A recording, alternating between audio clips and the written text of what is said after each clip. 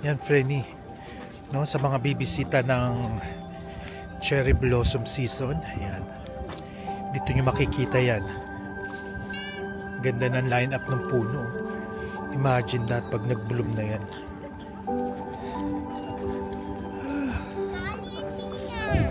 So this is part ng Ueno Park.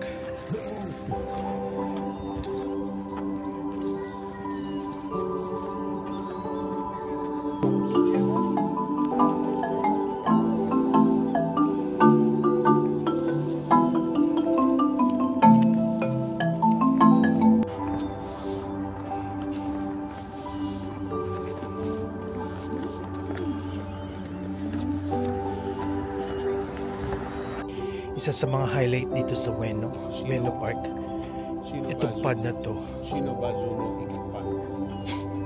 Sige, bakit?